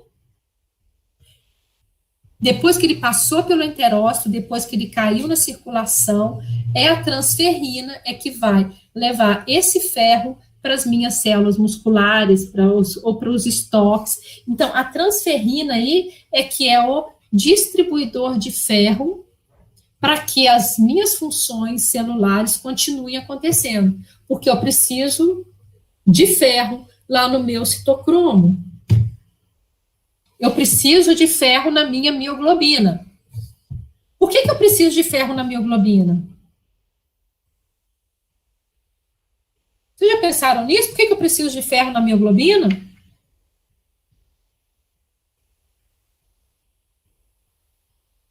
Hein, gente? Vamos dar uma conversada nisso. Por que eu preciso de ferro na mioglobina? Porque às vezes a gente fica lá discutindo detalhe e não está lembrando. Por que eu preciso de ferro na mioglobina?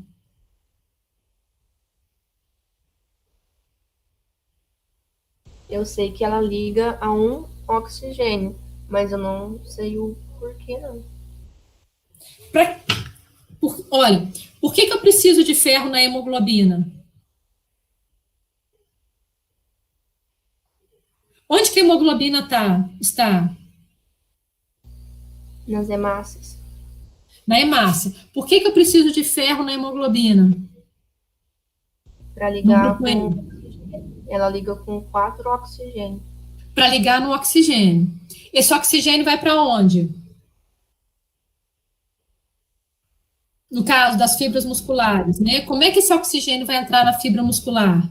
Como que a fibra muscular guarda esse oxigênio dentro dela? É a mioglobina.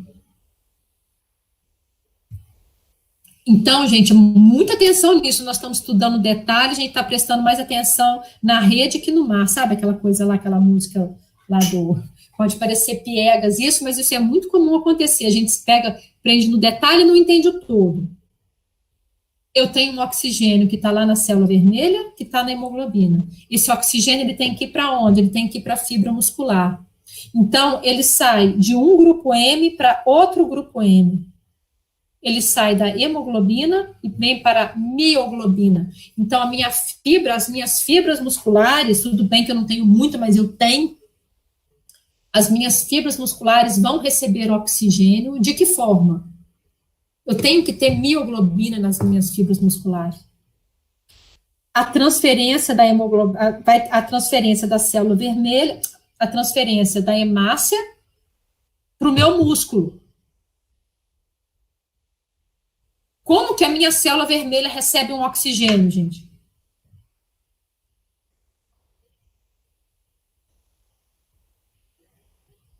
Alô?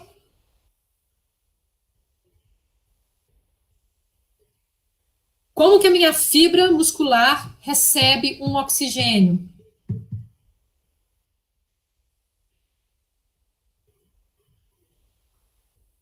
Quem que é o agente que vai capturar esse oxigênio lá da célula da hemácia? A mioglobina. Quem? Mioglobina? A mioglobina. A mioglobina. Então, por isso é que a carne é vermelha. Por isso é que a carne é vermelha, é da mesma cor do sangue. O sangue não é vermelho? A carne é de que cor? É vermelha também. Por quê? Porque ela tem mioglobina. Um tem hemoglobina, que é da hemácia, e a fibra muscular tem a mioglobina. O oxigênio sai da hemácia e vai para fibra muscular. E aí, a mioglobina pega esse oxigênio, e aí esse oxigênio vai lá para a cadeia de transporte de elétrons receber os hidrogênios. Então, a forma de tudo isso é para transferir o oxigênio que eu estou respirando, que vai para o pulmão, que é transportado pela hemácia, o oxigênio vai ser captado pela célula vermelha lá na hemoglobina, na mioglobina, e aí o oxigênio vai para a mitocôndria. Então, tudo isso daí é para levar o meu oxigênio para onde eu preciso, porque eu sou um ser aeróbico. Se você ficar embaixo d'água, você vai morrer afogado, porque você precisa do oxigênio constantemente. Ele é tão importante que você respira. Sem ele, você morre dentro de pouco tempo, porque você precisa do oxigênio para produzir ATP lá na mitocôndria para você manter a sua vida. Quem vai levar esse oxigênio todo é a hemoglobina dentro da hemácia e quem pega é a mioglobina dentro da célula. Sem esse transporte todo, você morre. Professor, tem que tomar muito cuidado, porque às vezes a gente se pega num detalhe, mas está esquecendo que tem uma coisa, assim, no geral disso. Oi, fala. os vegetarianos têm que fazer suplementação de ferro? O que você acha? Acho que sim. Depende. Depende.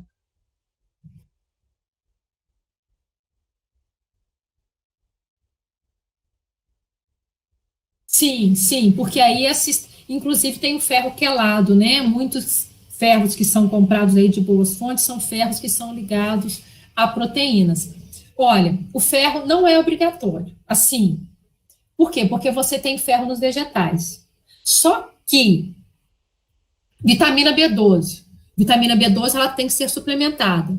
Nós temos uma produção de vitamina B12 pelas nossas bactérias intestinais, temos, mas ela é insuficiente. A vitamina B12 é encontrada somente em fontes animais. Agora, leite também, leite você encontra vitamina B12. Então, vitamina B12 é algo complexo aí, apesar dela ser sintetizada pelas bactérias. Agora, o ferro, ele é encontrado em fontes vegetais. Só que você tem que ter uma alimentação muito cuidadosa. Você tem que consumir muitos vegetais para achar aquela fonte de ferro. Então, vocês, alunos, né, resolvem, é uma idade que todo mundo passa por uma fase de ser vegetariano, né? Eu também já passei por essa fase, é muito comum nessa fase. Tem vários alunos que normalmente passam, orientados mesmo. Aí tentam ser vegetarianos.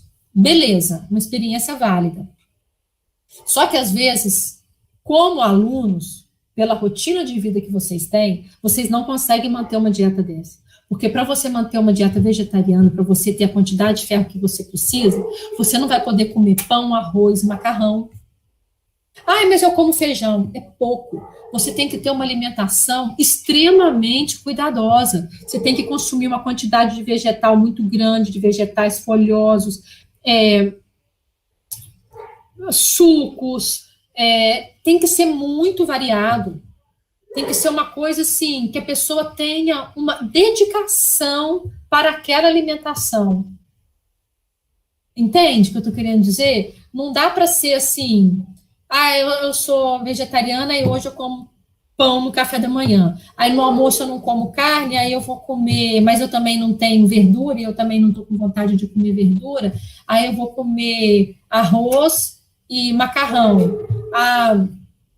E aí fica uma alimentação muito baseada em carboidrato, ou se come verdura, vai comer só um pouquinho, uma folhinha de alface, um pouquinho de tomate, aí não é suficiente. Você tem que ter um pratão de vegetais associado a frutas cítricas, fontes de vitamina C, você tem que ter uma alimentação ao longo do dia inteiro, aí você consegue. Mas você percebe que é diferente, que você tem que ter uma alimentação que você se dedique a ela.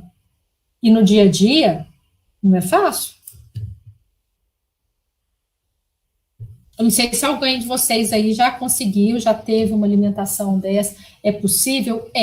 Mas não é uma coisa assim. Você tem que ter feito compra, você tem que ter aquilo ali. Você vai comer em restaurante, são restritos em folhosos, as saladas são feias, porque não é um hábito nosso do brasileiro fazer muita. A salada do brasileiro é alface, tomate, nunca vi, tomate em rodela e ainda põe por cima daquelas folhas de alface, aquela coisa horrorosa que tem cara de PF, né? Isso daí não é uma salada variada, bonita, cheia de molho. Professora, Oi. no caso da dificuldade de absorção, por conta dos fitatos e oxalacetato, usar aquelas estratégias para reduzir... Oxalato. Oxalacetato é lá o que recebe no ciclo de Krebs. Ah, tá. Usar algumas estratégias para reduzir esses componentes, como, por exemplo, deixar o feijão de molho por 12 horas ou ferventar o espinafre, ajuda a aumentar a absorção do ferro?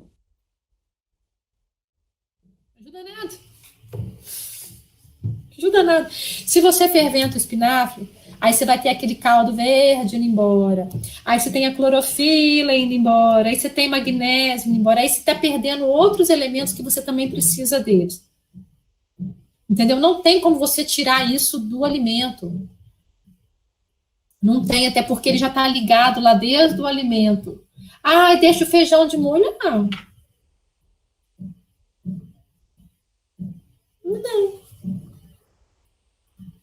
Não vai interferir. Cozinhe bem o feijão, porque aí você vai aumentar a disponibilidade, até porque é uma leguminosa. Não vai fazer uma refeição, eu lembro que lá em Viçosa, no refeitório, durante o almoço a gente recebia um copo de leite. Devia ser o quê? Ao invés de ser um copo de leite, devia ser um copo de suco de laranja. Um copo de leite, olha, na hora do almoço. Por sinal, eu adorava, porque vinha uma goiabada pastosa, misturava no copo de leite, eu tomava uns 2 copos de leite no almoço. Entendeu? Então, é mais da variedade. Isso daí tá perfumaria, sabe? Tá achando que você tá mexendo, não mexendo em nada. É quantidade mesmo. Vegetariano tem que comer quantidade, é aquele pratão cheio de vegetal. E diversificado. Não dá para ser gracinha, não. Aí a pessoa vai ter cansaço. Vai ter queda de cabelo, lógico, tecidos de alto turnover, você já não consegue multiplicar, porque você vai interferir na produção de energia do seu corpo. Você está interferindo na captação de oxigênio pelas suas células, porque você está interferindo na hemoglobina. Na hemoglobina, você está interferindo na mioglobina. Então, suas células vão captar menos oxigênio. Se as suas células captam menos oxigênio, a sua oxidação e a produção de ATP pela cadeia de transporte de elétrons vai ficar comprometida. Então, você é um indivíduo que vai entrar em fadiga. Mas Luciana, eu posso comer mais proteína. Não importa, proteína é para síntese. Até para síntese você vai ter dificuldade. Você precisa para combustão. Combustão é o quê? Transformar aquele conjunto de carbonos, seja do ácido graxo, seja da glicose, seja da cadeia carbônica, em estruturas de um carbono, que é o CO2. Então, acho que a gente está passando toda essa disciplina de nutrição e metabolismo, pensando assim, você está pegando estruturas que têm muitos carbonos, glicose, 6, ácidos graxos, 18, seja lá quantos, proteínas, suas cadeias carbônicas, combustão, com oxigênio, recebendo ao final os hidrogênios do FAD, H2 e do NADH, e todas essas estruturas transformando em uma só, com um carbono, que é o CO2. Então, a forma como essas estruturas serão eliminadas no nosso organismo após combustão é pelo nariz, tá? Esse é o processo de respiração. Você consome oxigênio, leva o oxigênio para as suas células, combustão dos nutrientes potencialmente energéticos, aqueles elementos que você precisa,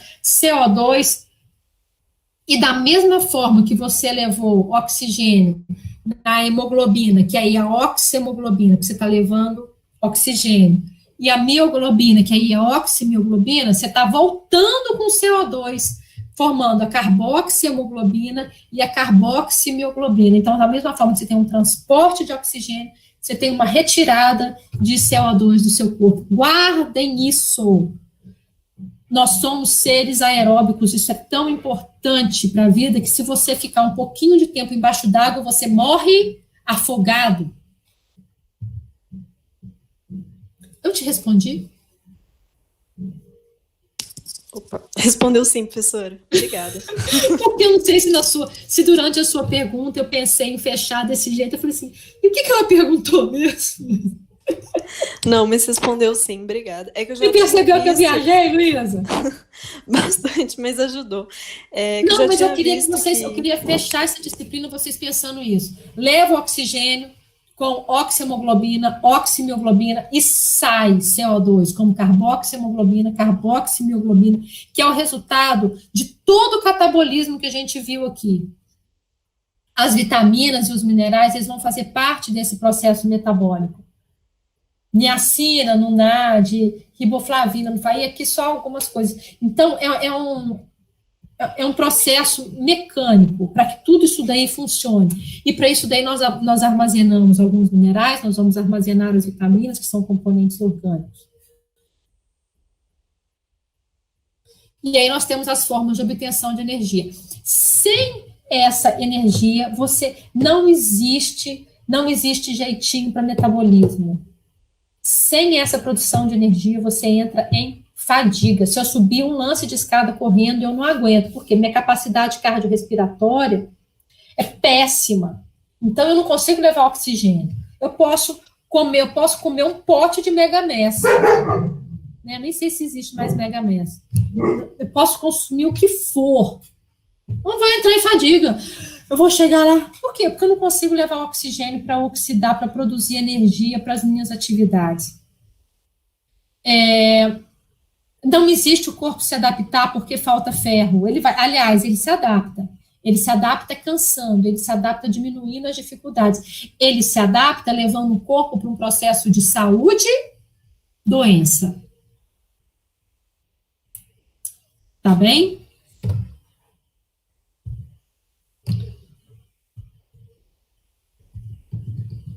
Mais alguma dúvida?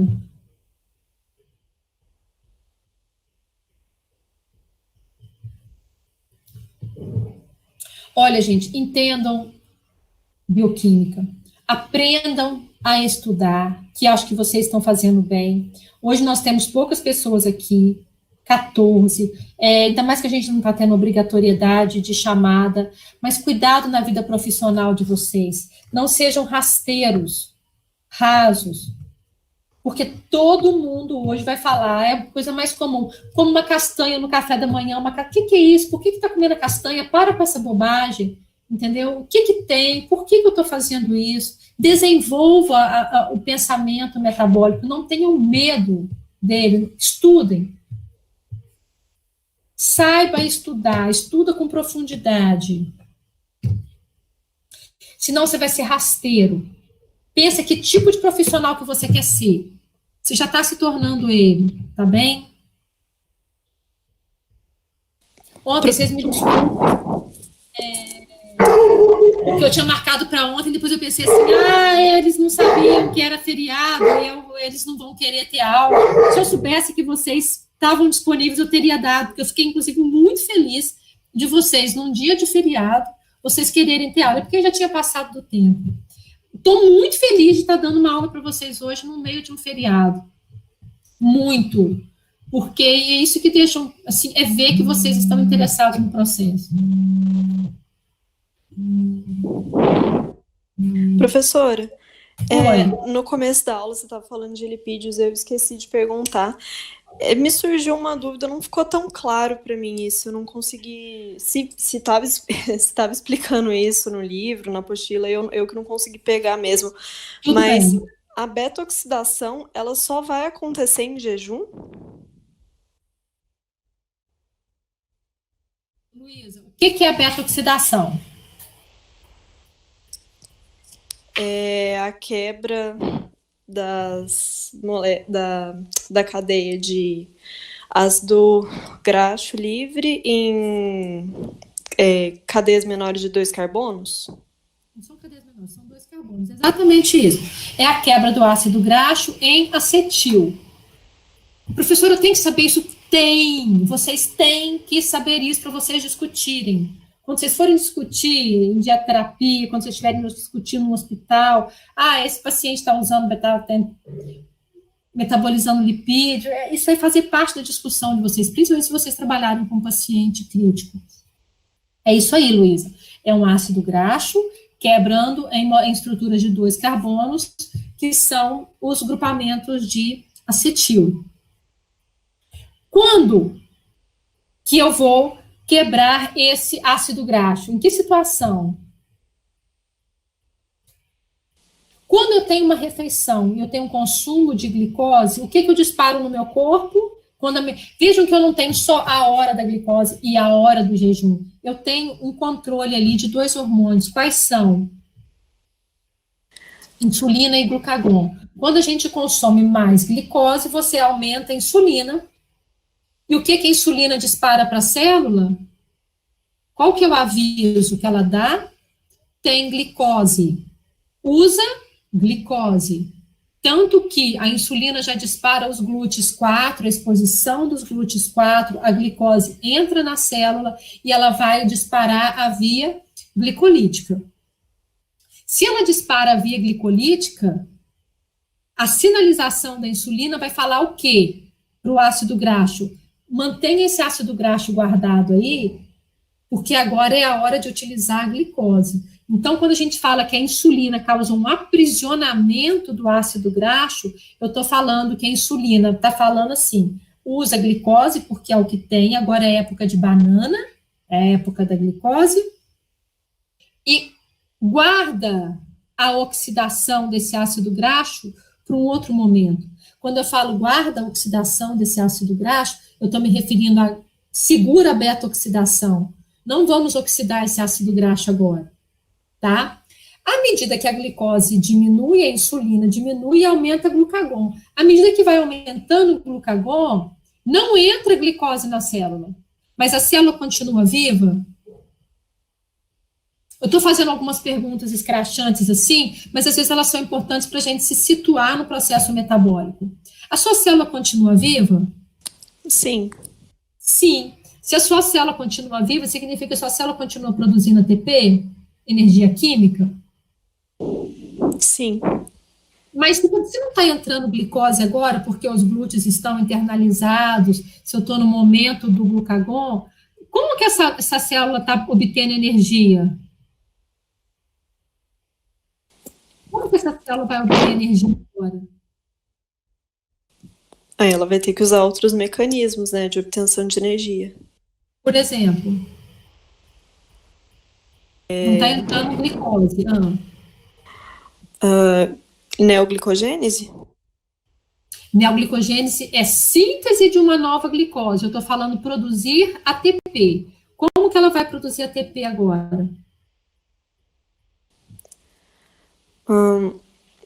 Oxidação de ácidos graxos? Exatamente, Luiz.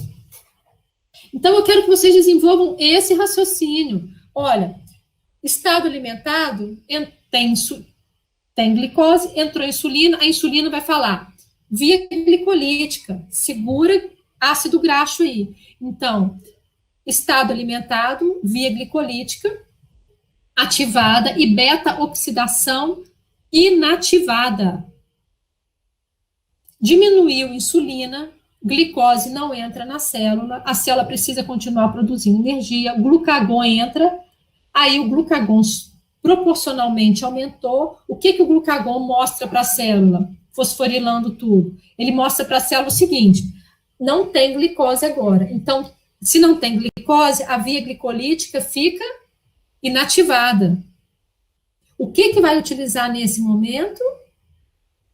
Gordura. Então, o glucagon dispara o uso de lipídio, beta-oxidação.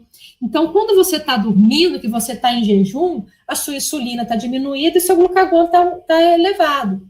Você vai utilizar, você acorda viva porque você utilizou lipídio dormindo. Não muito, porque você teve um sono tranquilo, porque dormindo a gente também não gasta muita energia, ok? Porque senão alguém vai pensar assim, então se eu dormir mais, vai ser melhor. Não, porque você não está gastando muito, mas está gastando suas necessidades básicas. Você acorda vivo, como todos nós acordamos hoje, mas nós saímos de um momento de jejum. Então, durante o jejum, nós vamos utilizar beta-oxidação. Lipase é para quebrar triglicerídeo liberando ácido graxo. A beta-oxidação é oxidação do ácido graxo, liberando acetil, e aí o acetil entra no ciclo de Krebs. O ciclo de Krebs estará sempre envolvido. Aliás, quando eu falar de lipídio, obrigatoriamente é ciclo de Krebs. Lipídio, ele sempre vai demandar via oxidativa, ciclo de Krebs, cadeia de transporte de elétrons. Estudem mais essa parte, terminem isso. Tem lá, eu gosto muito daqueles esquemas do Champ, sabe? Que fala, o que eu... Sabe aqueles desenhos dele? Que fala assim, agora está acontecendo isso, o que está disparando? Esquemas mesmo.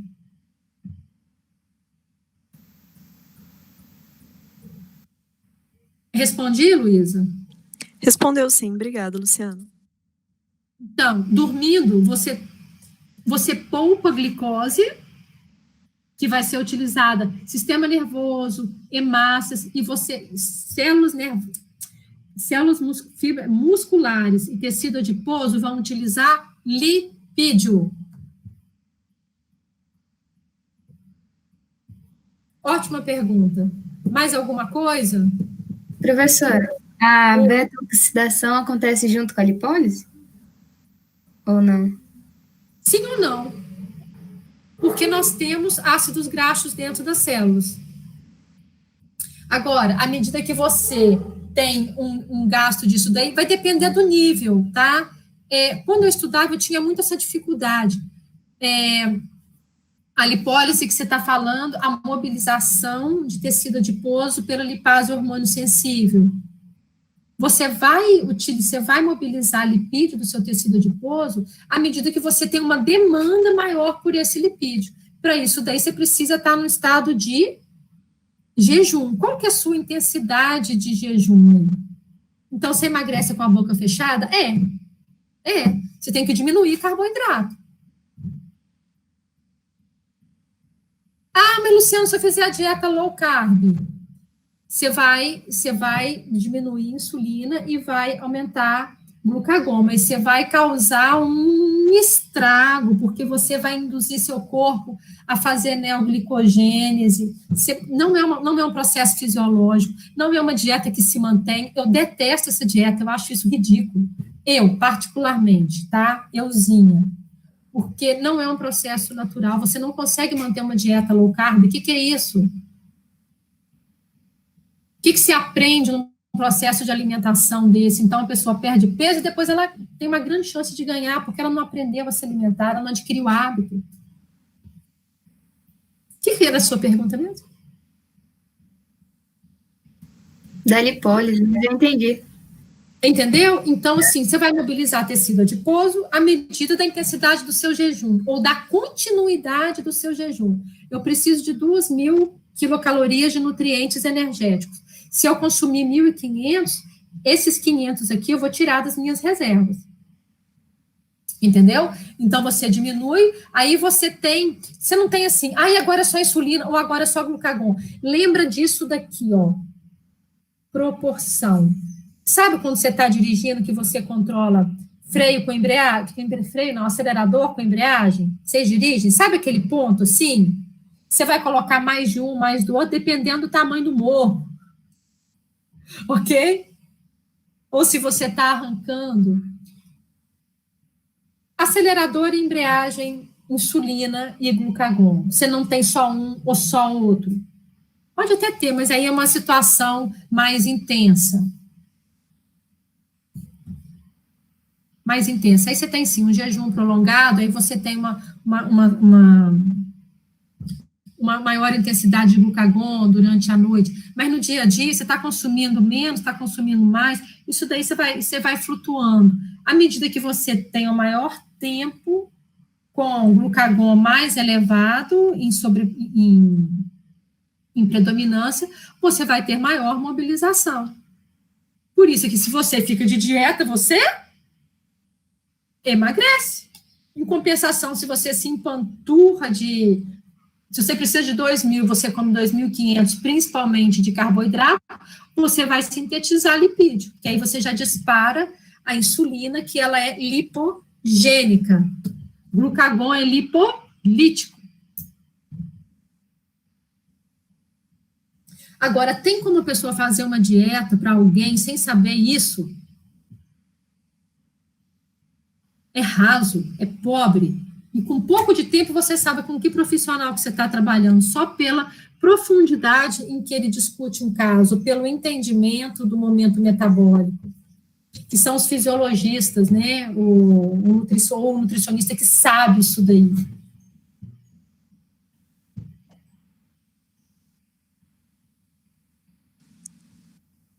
E tem mercado para ele, e muito. Agora, para aquele que sabe o que todo mundo sabe, inclusive a dona Maria da esquina, não tem não. Estuda, gente, estuda, continua do jeito que vocês estão fazendo, tá? Mais alguma dúvida disso? Eu estou achando ótima essa conversa. Professora, mas aí só para complementar o que você estava explicando para mim na minha pergunta, aí você falou que, por exemplo, tá de noite, aí você está realizando a beta-oxidação, porque você está gastando energia mesmo dormindo, sem glicose no sangue, só que aí vamos... Você tem glicose, tem a sua glicemia, só que a glicemia vai ser direcionada para o sistema nervoso central, aquelas células que dependem daquilo ali, as suas hemácias, que só usam glicose, porque não tem mitocôndria. Desculpa, te interrompi. Continua, Luísa. Não, imagina. Aí, vamos supor que você queira intensificar esse processo de beta-oxidação. Você teria que aumentar a sua necessidade de energia. Então, por exemplo, fazendo algum exercício sem se alimentar antes, isso aumentaria, assim, faria com que esse processo se intensificasse ou não? Você pode se alimentar. Sim, sim. É balanço. É balanço, Luísa. Você precisa de 500 quilocalorias. Você precisa de... Vamos mudar. Você precisa de 300 quilocalorias para uma determinada atividade, tá? Para caminhar. Sei lá, eu não sei quanto que gasta, estou chutando, estou colocando só para andar do lugar X para o lugar Y, você gasta numa caminhada aí 300 quilocalorias, tá? Estou chutando, tá bem? Aí, você resolve, e aí você consome as 300 quilocalorias para aquilo ali de nutrientes energéticos. Você consome a quantidade de carboidrato, proteína e lipídio para você fazer esses 300 quilocalorias. Estamos juntos? Então? Sim. Aí você resolve correr. Correndo, você passa a gastar 400 quilocalorias. Você tinha consumido quanto de nutriente energético? 300. E esse que está faltando, você vai tirar de onde? Do seu lipídio. Por quê? Porque você já gastou aquela glicose, o seu glucagon já começou, durante aquele processo ali, você já gastou glicose, seu glucagon já elevou, é um processo dinâmico, entendeu? Entendi. Aquela glicose ali já foi captada, precisou, ficou um gap ali de 100. Aí, da onde que vem aquele 100? Os lipídios. Os lipídios. Isso daí você manteve a mesma dieta, que era 300, não era 300? E você passou a gastar 400. Estamos juntos, Luiz? Sim. Aí você, ao invés de fornecer 300, você diminui, você coloca 250. O seu gap, a sua necessidade aumentou. Entendeu? Então, a pessoa não precisa estar de jejum, porque a gente usa esse termo jejum, estado alimentado, para ser didático pedagógico. Não é o momento de jejum, tá? Estou entendendo, esse termo é perigoso. Pensa que você tem um equilíbrio entre insulina e glucagon. À medida que você diminui a sua ingestão, você vai diminuir a insulina e vai aumentar a glucagon. Se a sua quantidade de glicose vai diminuindo mais fortemente, o seu glucagon vai aumentando mais abruptamente. E aí você vai precisar de mais lipídio, você vai precisar de mais quilocalorias. Quanto que vai ser mobilizado? Depende da sua demanda. Então, você não precisa estar de jejum completamente, 100%. Não. Até porque isso daí vai diminuir o seu rendimento, tá? Mas você pode consumir a menos. Quer ver? Eu resolvo fazer atividade física. Isso é muito comum. Aí eu tomo café, com pão de queijo, com pão, tudo bonitinho, que aí fala queijo branco, né? Porque todo mundo fala que é queijo branco, não sei. Tudo bem? Vou fazer atividade física. Aí eu volto da atividade física, legal, gastei um tanto, naquele momento, aumentou a minha necessidade, entrei em via aeróbica, enfim, tudo aquilo lá. Aí eu saio da minha atividade física e aí eu passo na lanchonete, eu como uma tigelona de açaí, bastante açúcar, ponho leite em pó, que fica uma delícia. E aí? Você consumiu tudo que já estava lá. Você vai ter sua insulina subiu, aquela quantidade de carboidrato toda está sobrando, está acima daquilo que você precisa. O que você vai fazer com essa glicose? Essa glicose vai produzir acetil e vai produzir ácido graxo. Então, você está mobilizando tecido adiposo? Não, você está aumentando seu tecido adiposo. Então, muito cuidado com isso daí, porque suplemento pode engordar.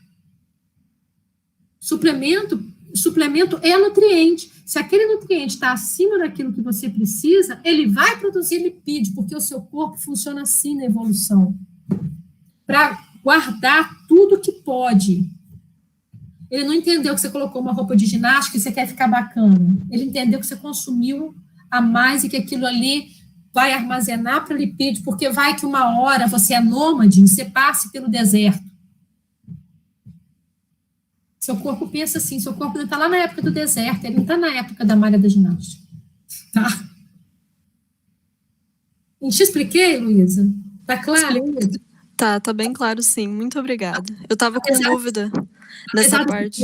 Jejum não precisa ter o jejum. Embreagem acelerador, tá? É proporção. A intensidade dos dois. Entendi, sim. Obrigada. Imagina. Tá bom? Essas perguntas estão boas para fechar a nossa disciplina. Mais alguma dúvida, gente?